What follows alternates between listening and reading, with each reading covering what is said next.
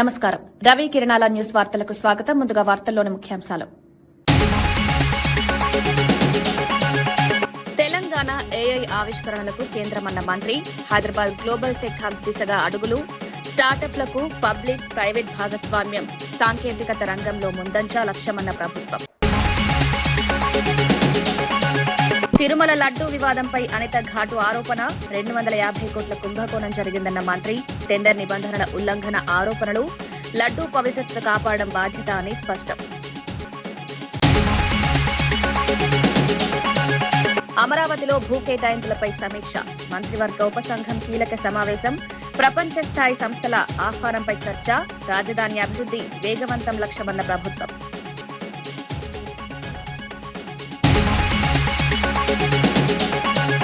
కారుమూరిపై శ్రీనివాస్ వర్మ ఘాటు హెచ్చరిక, ఎందుకు అరుస్తావు కారుమూరి అన్న కేంద్ర మంత్రి, మాటల యుద్ధంతో ముదురుతున్న రాజకీయ వేడి, బీజేపీ వైసీపీ మధ్య పెరుగుతోన్న ఉద్రిక్తత.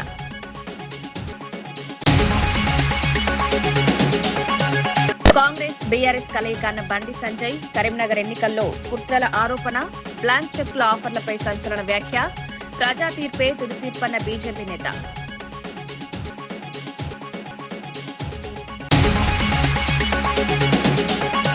వైసీపీ మాజీ మంత్రి కారుమూరి నాగేశ్వరరావుపై కేంద్ర మంత్రి భూపతిరాజు శ్రీనివాస్ వర్మ తీవ్ర వ్యాఖ్యలు చేశారు.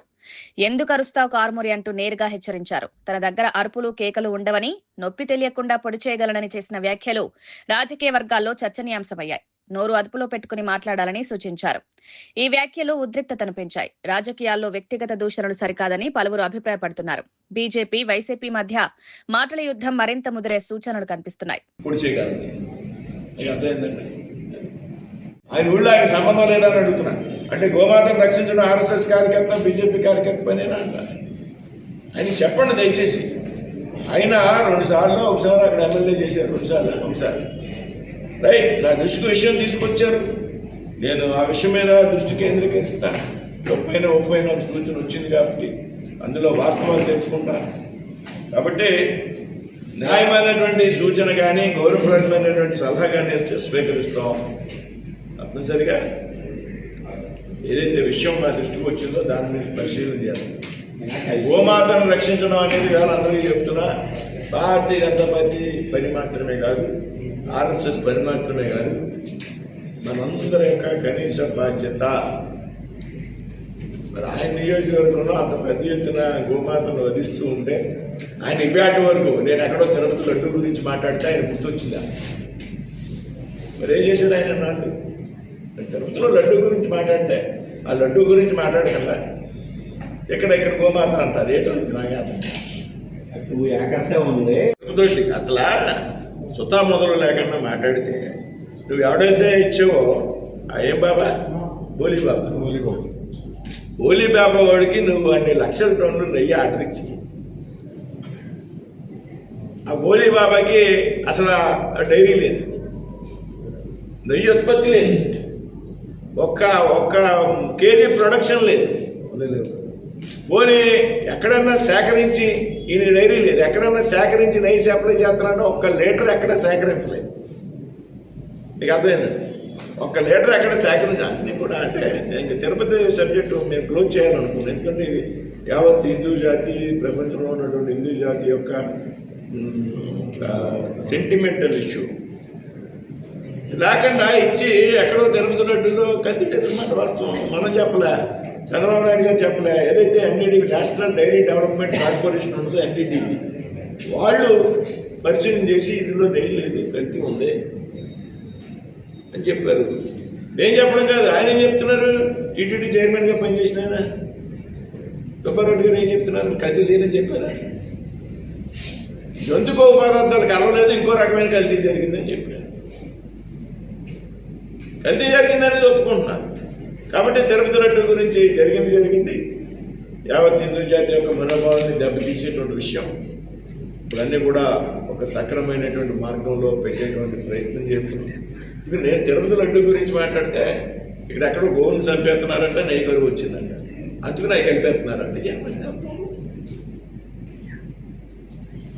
వైఎస్ వివేకానందరెడ్డి హత్య కేసులో మరో కీలక పరిణామం చోటు చేసుకుంది. ఆయన కుమార్తె సునీతారెడ్డి పులివెందుల యురేనియం సంస్థ జనరల్ మేనేజర్ ను కలిసి A6 ముద్దాయి గజ్జల ఉదయ్ కుమార్ రెడ్డిపై ఫిర్యాదు చేశారు. 495 రోజులుగా విధులకు హాజరు కాకపోయినా ఎందుకు చర్యలు తీసుకోలేదని ప్రశ్నించారు. ప్రభుత్వ ఉద్యోగి ఇంతకాలం గైర్హాజరైతే బాధ్యత ఎవరిదని వివరణ కోరారు. కేసులో న్యాయం జరగాలని, నిందితులపై కఠిన చర్యలు తీసుకోవాలని ఆమె డిమాండ్ చేశారు. ఈ ఫిర్యాదు కేసుకు కొత్త మలుపు తిప్పే అవకాశం ఉందని రాజకీయ వర్గాలు భావిస్తున్నాయి. 14th April 2023 ఆయన బెయిల్ మీద బయటకు వచ్చింది 21st August 2024. మొత్తం సంవత్సరం 4 నెలలు 7 రోజులు అంటే 495 రోజులు జైల్లో ఉండి బయటకు వచ్చారు. ఈ 495 రోజులు ఆబ్వియస్లీ వర్క్కి రాలేదు, కానీ ఆ టైంలో ఏ యాక్షన్ తీసుకోలేదు. ఎవరైనా మామూలుగా ఏ కంపెనీలో అయినా కానీ ఒక 4 రోజులు చెప్పా పెట్టకుండా పోతే నోటీస్ అనేది సర్వ్ చేస్తాం. 4 రోజులు రాకపోతే మళ్ళీ నోటీస్ సర్వ్ చేసి డిస్మిస్ చేయడము, సస్పెన్షన్ చేయడము ఏదో ఒకటి ఉండాలి. ఇక్కడ 495 రోజులు వర్క్ రాకుండా, ఏ నోటీస్ ఇవ్వకుండా వర్క్ రాకుండా ఉంటే ఏం నోటీస్ లేవు, సస్పెన్షన్ లేదు, ఏం యాక్షన్ లేదు. రాదర్ యాక్చువల్గా రిమాండ్ పోతే కంపల్సరీ వాళ్ళకు మరి అదే చెప్తున్నారు, రిమాండ్కి తీసుకున్నారు, మళ్ళీ తర్వాత ఛార్జ్షీట్లో పేరు పెట్టారు, కానీ ఏ యాక్షన్ UCIL తరపు నుంచి జరగలేదు.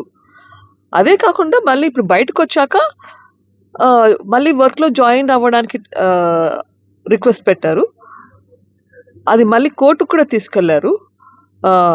బట్ ఎనీవేస్ ఇప్పుడు సస్పెన్షన్ మీద ఉన్నారు, మళ్ళీ రీఇన్స్టేట్ చేస్తారు ఏమో అని చెప్పేసి నేను మళ్ళీ ఒకసారి సీఎంని కలిసి ఎందుకు 495 డేస్ అన్ఆథరైజ్డ్ లీవా ఏంటిది, అప్పుడు ఎందుకు యాక్షన్ తీసుకోలేదు? అప్పుడు యాక్షన్ తీసుకుని ఉంటే ఇప్పుడు ఈ పరిస్థితి వచ్చిండేది కాదు కదా. అప్పుడు యాక్షన్ తీసుకోలేదు, మళ్ళీ ఇప్పుడు రీఇన్స్టేట్ చేస్తారా ఏంటి అన్నది కనుక్కునేదానికి వచ్చాను. Because it's public sector unit. Public sector యూనిట్లో ఒక పాలసీ అంటూ ఉంటుంది. పాలసీ లేకుండా ఎవరి పాటికి వాళ్ళు రాకుండా పోతే వర్క్కి అది ఎట్లా, that is not right in even due ప్రాసెస్లో. సో దాని గురించి ఎంక్వైరీ చేయడానికి వచ్చాను. సంచలన. సో ఇప్పుడైతే నాకు నేను అడిగాను, నాకైతే ఆన్సర్ చెప్పలేదు. ఇది సబ్జుడిస్ ఉంది కాబట్టి నేను మీకు ఏమి చెప్పలేము అని నేను చెప్పినది విన్నారు, అంతవరకే. నాకైతే ఏమీ చెప్పలేదు. అది లీగల్ టీమ్ చూసుకుంటుంది, they will take care of it అని చెప్పారు. అడుగుతున్నాను ఎందుకంటే ఇది public sector unit. Public sector యూనిట్లో ఇన్ని రోజులు ఒక ఎంప్లాయీ రాకుండా ఉంటే ఏ యాక్షన్ తీసుకోకుండా ఎందుకు ఉన్నారు? That is the biggest question. Forget murder or anything else. ఒక పబ్లిక్ సెక్టర్ యూనిట్లో close to 500 days without coming to work. ఆ జాబ్ ఎట్లా ప్రిజర్వ్ చేశారు? డిస్మిస్ చేయకుండా ఎట్లా ఆపారు? It's not a long leave. So that is my question. So that means someone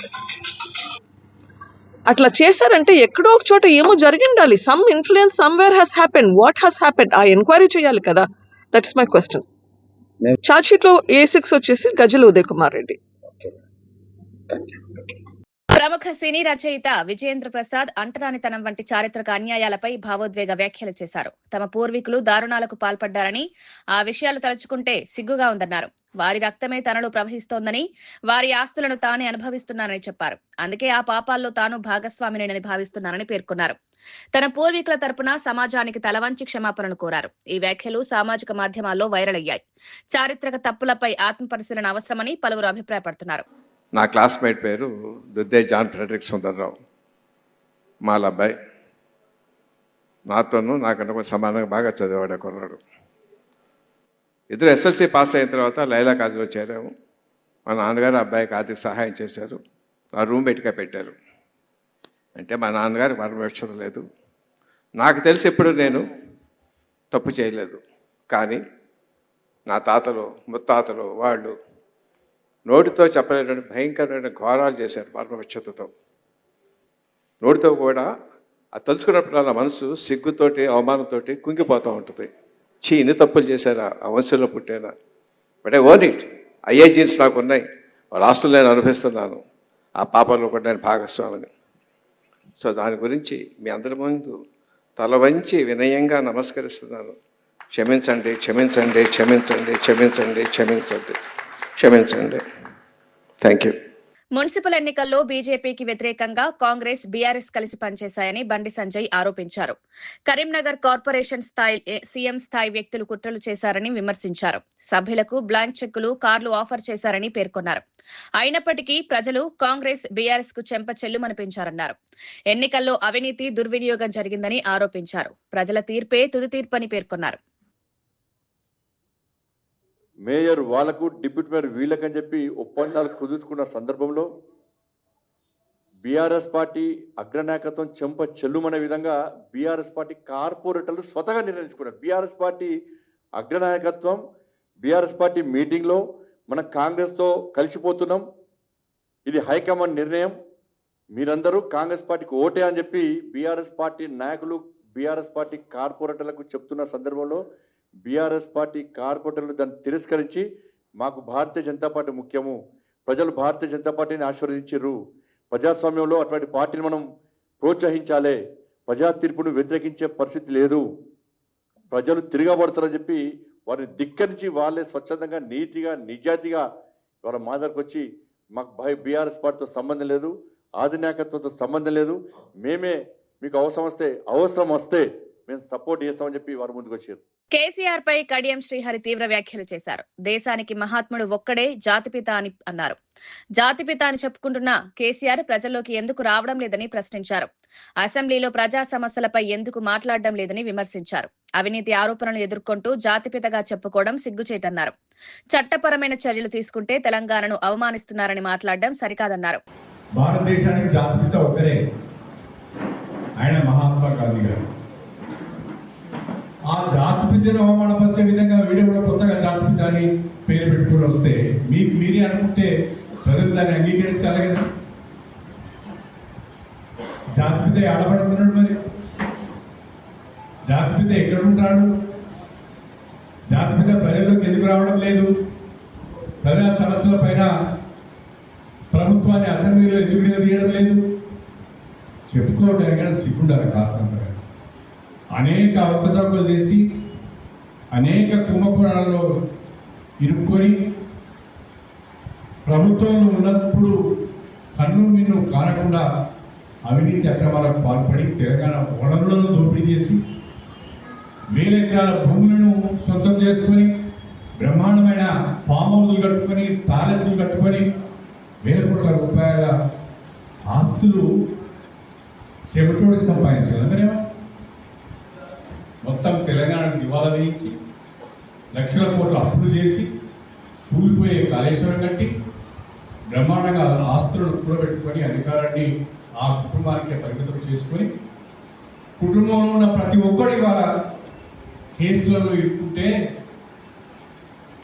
మీరు చేసిన అవినీతి అక్రమాల పైన ప్రభుత్వ పరంగా, చట్టపరంగా చర్యలు తీసుకుంటుంటే తెలంగాణను అవమానిస్తున్నారు, తెలంగాణ ఉద్యమకారులను అవమానిస్తున్నారు, తెలంగాణకు పోరాటం చేసిన కేసీఆర్ను అవమానిస్తున్నారని మాట్లాడుతున్నారు. తెలంగాణ మున్సిపల్ ఎన్నికల్లో కాంగ్రెస్, బీజేపీ నాయకులు పోలీసులను దుర్భాషలాడిన చర్యలు తీసుకోలేదని హరీష్ రావు ఆరోపించారు. జగ్గారెడ్డి, ధర్మపురి అరవింద్ డ్యూటీలో ఉన్న పోలీసులను తిట్టి పోలింగ్ కేంద్రాల్లోకి వెళ్లారన్నారు. అయినప్పటికీ అరెస్టులు చేయలేదని విమర్శించారు. సిర్పూర్, కాగజ్ నగర్ లో కాంగ్రెస్, బీజేపీ కలయికను ప్రజలు చూశారన్నారు. కేతనపల్లి మున్సిపల్ చైర్మన్ ఎన్నికపై గవర్నర్ సమీక్ష చేపట్టి రాజ్యాంగ విరుద్ధంగా వ్యవహరించిన అధికారులపై చర్యలు తీసుకోవాలని డిమాండ్ చేశారు. మహిళా కౌన్సిలర్లపై దాడులు జరిగినా ఎన్నికల కమిషన్ స్పందించలేదని ఆవేదన వ్యక్తం చేశారు. డ్యూటీలో ఉన్న పోలీస్ అధికారులను పట్టుకొని కాంగ్రెస్, బీజేపీ నాయకులు అడ్డగోలుగా బూతులు తిట్టినా, డ్యూటీలో ఉన్న నియమ నిబంధనలు ఉల్లంఘించి 100 మీటర్ల లోపలికి వెళ్లినా ఈ రోజు వరకు కాంగ్రెస్ నాయకులు అరెస్ట్ గారు, బీజేపీ నాయకులు అరెస్ట్ గారు. రాష్ట్రం చూసింది, రాష్ట్ర ప్రజలు చూశారు. ఆ బీజేపీ, కాంగ్రెస్ నాయకులు అరెస్ట్ గారు. అంటే బీజేపీ, కాంగ్రెస్ నాయకుల మధ్య మైత్రి ఇవాళ స్పష్టంగా కనబడతా ఉంది. ఇదే జిల్లాలో సిర్పూర్, కాగజ్ నగర్ లో బీజేపీ, కాంగ్రెస్ల కలయిక ఇవాళ ఈ రాష్ట్ర ప్రజలు చూస్తా ఉన్నారు. నేను ఈ సందర్భంగా గవర్నర్ గారికి కోరుతా ఉన్నా, గవర్నర్ గారు దయచేసి మీరైనా జోక్యం చేసుకోండి, ప్రజాస్వామ్యాన్ని కాపాడండి, రాజ్యాంగబద్ధంగా వ్యవహరించని అధికారుల మీద చర్యలు తీసుకోండి. క్యాతన్పల్లి ఇన్సిడెంట్ మీద గవర్నర్ గారు వెంటనే ఒక రిపోర్టు తెప్పించుకోవాలని, ఈ తప్పు చేసిన అధికారుల మీద, ఎన్నికల కమిషన్ మీద మీరు రివ్యూ చేయాలని చెప్పి కూడా మేము కోరుతా ఉన్నాం. అసలు ఎన్నికల కమిషన్ చోద్యం చూస్తూ ఉందా నేను అడుగుతా ఉన్నా. అరే లైవ్ కెమెరాలో క్యాతన్పల్లిలో మా మహిళా కౌన్సిలర్ల మీద కాంగ్రెస్ కౌన్సిలర్లు దుర్మార్గంగా వ్యవహరిస్తూ ఉంటే మరి ఎన్నికల కమిషన్ ఏం చేస్తూ ఉంది అని నేను అడుగుతా ఉన్నా. జనగాంలో మా మహిళా కౌన్సిలర్ చెయ్యెత్తితే కాంగ్రెస్ కౌన్సిలర్లు చెయ్యబట్టి కిందికి లాగుతా ఉంటే మరి లైవ్ స్ట్రీమ్ చూస్తున్నటువంటి ఎన్నికల కమిషన్ నిద్రపోతుందా అని నేను అడుగుతా ఉన్నా. మరి ఎన్నికల కమిషనే పని చేయకపోతే ఇంకా ఎన్నికలు పెట్టి ఏం లాభము, ఇంకా ప్రజాస్వామ్యంలో ఏం విలువలు ఉన్నాయని అడుగుతా ఉన్నా. వినాశకాలే విపరీత బుద్ధి అంటారు. ఇవాళ కాంగ్రెస్ పార్టీ ఇవాళ వినాశకాలం దాపురించి ఈ రకమైనటువంటి చర్యలకు దిగుతా ఉంది. కాంగ్రెస్ పార్టీ దీనికి తగిన మూల్యం చెల్లించుకోక తప్పదు. కడియం శ్రీహరి చేసిన వ్యాఖ్యలపై బీఆర్ఎస్ ఎమ్మెల్యే కేపీ వివేకానంద తీవ్రంగా స్పందించారు. కడియం తన హోదాకు మించి మాట్లాడుతున్నారని హెచ్చరించారు. కేసీఆర్ ఎప్పుడూ ఆత్మగౌరవాన్ని తాకట్టు పెట్టి పదవుల కోసం పాకులాడలేదని స్పష్టం చేశారు. తెలంగాణ కోసం కేసీఆర్ 13 సంవత్సరాలు నిరంతరం పోరాడాడని ఇదే కడియం గతంలో చెప్పారని గుర్తు చేశారు. ఇప్పుడు అదే వ్యక్తిపై విమర్శలు చేయడం సరైంది కాదన్నారు. రాజకీయ భిన్నాభిప్రాయాలు ఉండొచ్చు గానీ వ్యక్తిగత విమర్శలు తగవని సూచించారు. తెలంగాణ రాష్ట్ర ఆవిర్భావంలో కేసీఆర్ పాత్రను ప్రజలు ఎప్పటికీ గుర్తుంచుకుంటారని చెప్పారు. కడియం వ్యాఖ్యలు రాజకీయ ప్రయోజనాల కోసం పనిచేస్తున్నవేనని విమర్శించారు. పదవుల కోసానికి పాకుపడలేదు కేసీఆర్ గారు. నువ్వు మాట్లాడేటప్పుడు జాగ్రత్తగా మాట్లాడాలని చెప్పేసి నేను కడియం శ్రీహరి గారిని హెచ్చరిస్తా ఉన్నాను. తెలంగాణ రాష్ట్రాన్ని 13 సంవత్సరాలు తెలంగాణ ప్రాంతంలో ఉన్నటువంటి అందరిని కూడా జాగృతం చేసి అన్ని వర్గాల ప్రజల్ని, అందరి కూడా ఉద్యోగస్తుల్ని, అదేవిధంగా కవులని, కళాకారులని అందరూ కూడా అన్ని పార్టీల వారు కూడా తాటిపైకి తీసుకొచ్చి 13 సంవత్సరాలు నిర్విరామంగా ఉద్యమం చేపట్టి తన ప్రాణాన్ని సైతం లెక్క చేయకుండా ప్రాణ త్యాగానికైనా సిద్ధపడి తెలంగాణ రాష్ట్రాన్ని సాధించిన నాయకుడు కేసీఆర్ గారని చెప్పి పదే పదే అన్నావు. నువ్వు కాదా కడియం శ్రీహరి గారిని నేను ప్రశ్నిస్తా ఉన్నాను. ఈరోజు ఆ రోజు దేవుడుగా ఉన్నటువంటి కేసీఆర్ గారు ఈరోజు నీకు చిన్నగా కనపడుతున్నాడా? దీనికి ప్రజల్లో ఏ ముఖం పెట్టుకొని మాట్లాడుతున్నావు అని చెప్పేసి నేను కడియం శ్రీహరి గారిని ప్రశ్నిస్తా ఉన్నాను. తెలంగాణ అంటేనే కేసీఆర్, కేసీఆర్ అంటేనే తెలంగాణ. మర్చిపోయినావా కడియం శ్రీహరి గారు అని చెప్పేసి నేను అడుగుతా ఉన్నాను. తెలంగాణ జాతిపిత బరోబర్ తెలంగాణ రాష్ట్రానికి అన్ని వర్గాల ప్రజలు, కులాలు, మతాలు ప్రతి ఒక్కరు కూడా గుండె కత్తుకున్నటువంటి నాయకుడు, ప్రతి ఒక్కరి గుండెల్లో ఉన్న నాయకుడు కేసీఆర్ గారు. చిన్న పిల్లవాడి నుంచి పండు ముసలి వారికి కూడా గుండెల్లో పెట్టుకుని చూసుకునే నాయకుడు కేసీఆర్ గారు. తెలంగాణ అంటేనే కేసీఆర్, కేసీఆర్ అంటేనే తెలంగాణ అనే సంగతి గుర్తు తెచ్చుకోవాలని చెప్పేసి కూడా కడియం శ్రీహరి గారిని అడుగుతా ఉన్నాను. ఎస్, బరాబర్ ఈ తెలంగాణ జాతి అంతా కూడా కేసీఆర్ గారు వెంబడే ఉంటది. ఈ యొక్క ఎన్నికల్లో గెలుపు ఓటలు మామూలే. అధికారం ఉంటది, పోతది. నీ లేక అధికారం ఉంటే లేక లేకుంటే ఒకవేళ మాట్లాడే నాయకుడు కేసీఆర్ గారు కాదు అని చెప్పేసి ఒకసారి గుర్తు చేసుకో కడియం శ్రీహరి. తెలంగాణ కృత్రిమ మేధ ఆవిష్కరణలకు ప్రధాన వేదికగా మారుతోందని ఐటీ మంత్రి శ్రీధర్ బాబు తెలిపారు. అమెరికా టెక్ దిగ్గజ సంస్థలతో కలిసి పబ్లిక్ ప్రైవేట్ భాగస్వామ్యాన్ని రాష్ట్ర ప్రభుత్వం ప్రోత్సహిస్తుందని పేర్కొన్నారు. స్టార్టప్లు, ఇన్నోవేషన్ సెంటర్లు, రీసెర్చ్ ల్యాబ్లతో ఏర్పాటుతో యువతకు కొత్త అవకాశాలు కల్పిస్తున్నామన్నారు. హైదరాబాద్ ను గ్లోబల్ టెక్నాలజీ హబ్ గా తీర్చిదిద్దే దిశగా అడుగులు వేస్తున్నామని తెలిపారు. కృత్రిమ మేధా రంగంలో పెట్టుబడులు పెడితే ఉపాధి అవకాశాలు విస్తరించనున్నాయని అభిప్రాయపడ్డారు. సాంకేతిక రంగంలో తెలంగాణ ముందంజలో నిలవాలన్నదే ప్రభుత్వ లక్ష్యమని స్పష్టం చేశారు.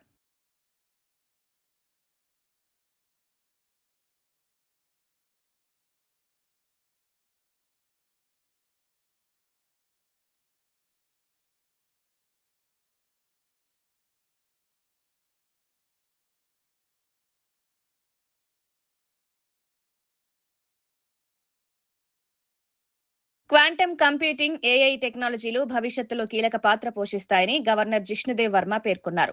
ఉస్మానియా విశ్వవిద్యాలయంలో జరిగిన వైస్ ఛాన్సలర్ సమావేశంలో మాట్లాడుతూ సాంకేతిక పరిజ్ఞానం విద్యారంగంలో విప్లవాత్మక మార్పులు తెస్తుందన్నారు. పరిశోధన, ఆవిష్కరణలకు విశ్వవిద్యాలయాలు కేంద్రాలుగా మారాలని సూచించారు. విద్యార్థులు సాంకేతిక నైపుణ్యాలను పెంపొందించుకోవాలని పిలుపునిచ్చారు. క్వాంటమ్, ఏఐ రంగాల్లో భారత్కు విశాల అవకాశాలు ఉన్నాయని అభిప్రాయపడ్డారు. భవిష్యత్ ఉద్యోగ మార్కెట్లో ఈ రంగాలు కీలకమవుతాయని చెప్పారు.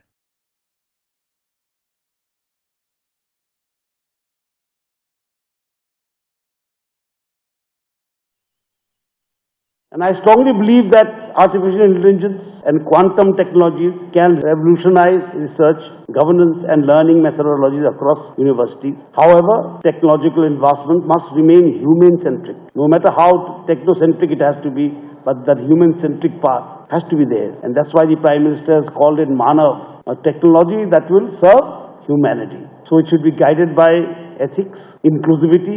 Recognize that the landscape of higher education is undergoing unprecedented transformation.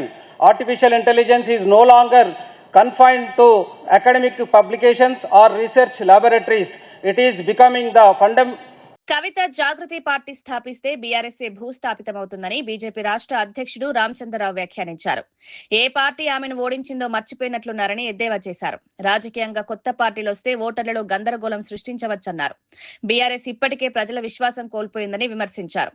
Telangana రాజకీయాల్లో బీజేపీనే ప్రత్యామ్నాయ శక్తిగా ఎదుగుతోందని స్పష్టం చేశారు. ప్రజలు మార్పు కోరుకుంటున్నారని, భవిష్యత్తు బీజేపీదేనని ధీమా వ్యక్తం చేశారు. ఆమె జాగృతి స్థాపిస్తే బీఆర్ఎస్ భూస్థాపితం అవుతుంది అనేది అనబోయి బీజేపీ అన్నట్టుంది. ఎందుకంటే వాళ్ళ పార్టీ కదా అది. ఆమె మర్చిపోయి పొరపడిన స్లిప్ ఆఫ్ ది టంగ్ అంటుంటాం మనం. ఆమెతోని బీఆర్ఎస్ భూస్థాపితం కాకుండా చూసుకోమని చెప్పండి చాలు. ఈరోజు ఆమె ఏ పార్టీతో ఓడిపోయింది అది గుర్తుపెట్టుకోని చెప్పాలి. ఆ ఓడించిన వ్యక్తి ఇక్కడే ఉండు కదా.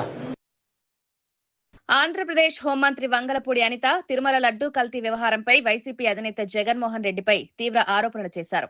గత ప్రభుత్వ కాలంలో సుమారు 250 కోట్ల కుంభకోణం జరిగిందని పేర్కొన్నారు. టెండర్ నిబంధనలు ఉల్లంఘించి రసాయనాలతో కలిపిన సింథటిక్ నెయ్యి వినియోగానికి అవకాశం కల్పించారని ఆరోపించారు. ఈ అంశంపై పూర్తిస్థాయి చర్చకు ప్రభుత్వం సిద్ధంగా ఉందని స్పష్టం చేశారు.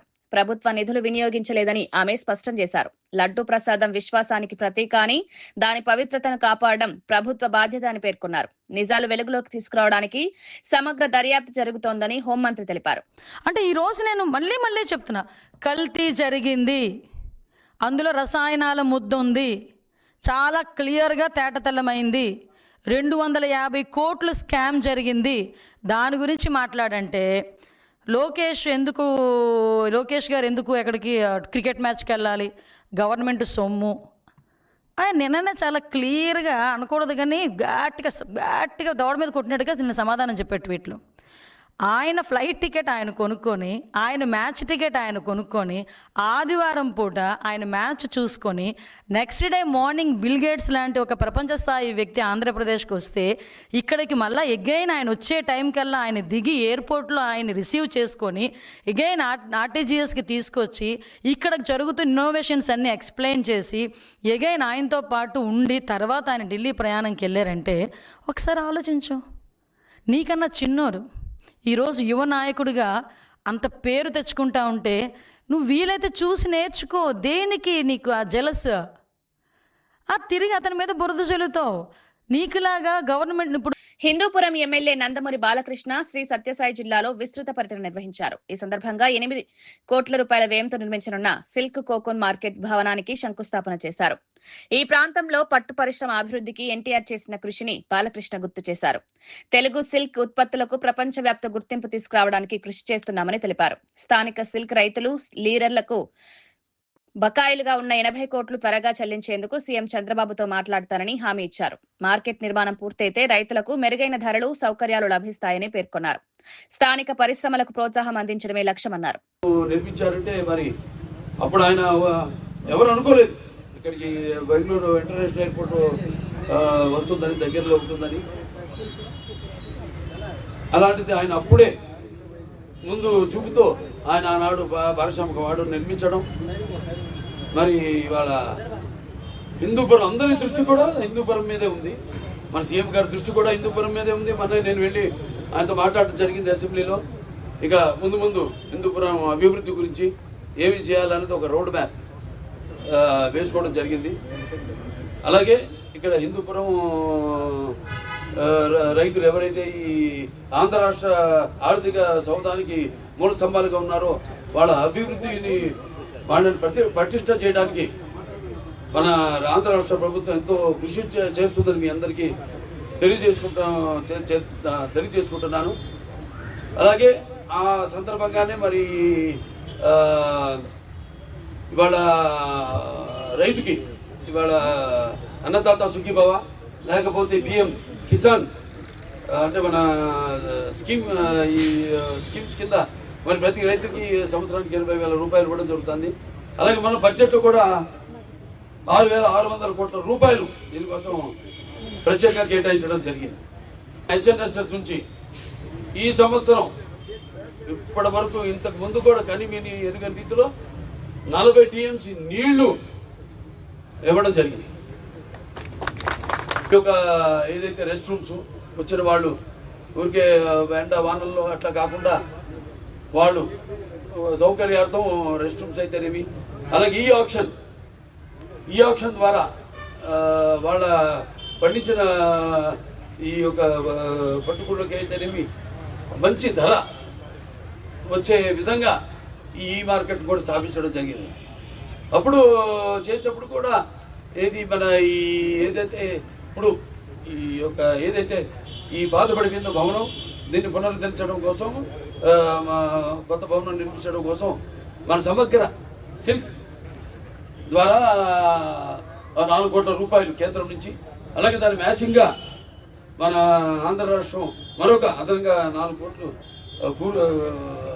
మొత్తం 8 కోట్ల రూపాయలతో ఈ యొక్క భవనాన్ని. రాజధాని ప్రాంత అభివృద్ధి ప్రాధికార సంస్థ పరిధిలో భూ కేటాయింపులపై సచివాలయంలో మంత్రివర్గ ఉపసంఘం సమావేశమైంది.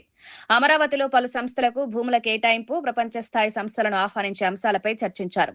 గత ప్రభుత్వ విధానాల వల్ల ప్రారంభం కాని సంస్థలకు ఇప్పుడు క్లియరెన్స్లు ఇచ్చారని మంత్రులు తెలిపారు. అదనపు స్థలం కోరిన సంస్థల అభ్యర్థనలను కూడా పరిశీలించినట్లు చెప్పారు. అమరావతిని పెట్టుబడులకు అనుకూల కేంద్రంగా తీర్చిదిద్దే దిశగా చర్యలు తీసుకుంటున్నామని పేర్కొన్నారు. ఈ సమావేశంలో మంత్రులు నారాయణ, కేశవ్, కొల్లూరు రవీంద్ర, కందుల దుర్గేష్, గుమ్మిడి సంధ్యారాణి పాల్గొన్నారు. రాజధాని అభివృద్ధి వేగవంతం చేయడమే లక్ష్యమని ప్రభుత్వం వెల్లడించింది.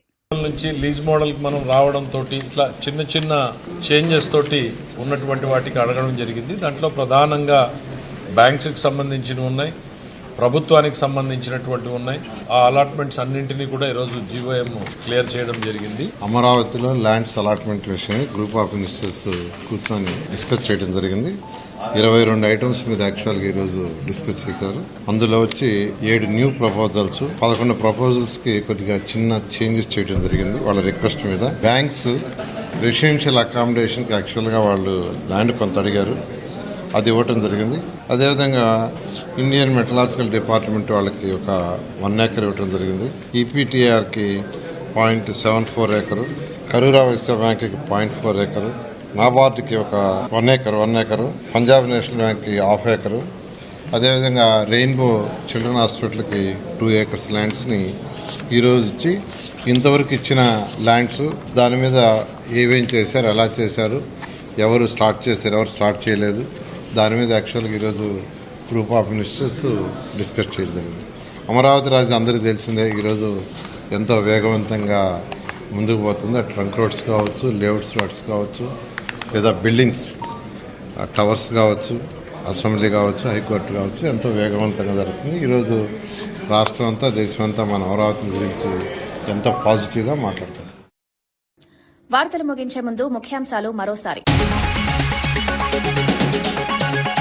తెలంగాణ ఏఐ ఆవిష్కరణలకు కేంద్రమన్న మంత్రి, హైదరాబాద్ గ్లోబల్ టెక్ హబ్ దిశగా అడుగులు, స్టార్టప్లకు పబ్లిక్ ప్రైవేట్ భాగస్వామ్యం, సాంకేతికత రంగంలో ముందంజ లక్ష్యమన్న ప్రభుత్వం.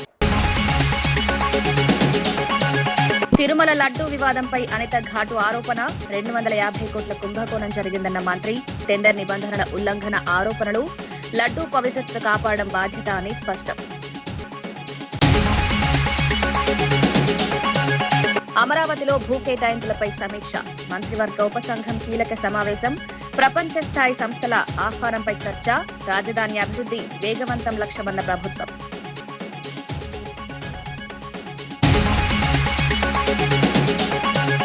కార్మూరిపై శ్రీనివాస్ వర్మ ఘాటు హెచ్చరిక, ఎందుకు అరుస్తావు కార్మూరి అన్న కేంద్ర మంత్రి, మాటల యుద్ధంతో ముదురుతున్న రాజకీయ వేడి, బీజేపీ వైసీపీ మధ్య పెరుగుతోన్న ఉద్రిక్తత.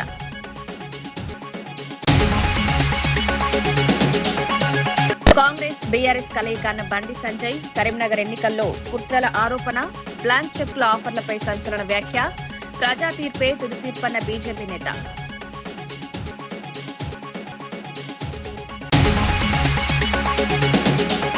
ఇవి ఈనాటి వార్తా విశేషాలు. మరో బులెటిన్లో మళ్ళీ కలుద్దాం. నమస్కారం.